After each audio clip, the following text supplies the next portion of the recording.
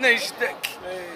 جر العمود وطيح البيد قالها يا زينب واحد رديت قالها يا زينب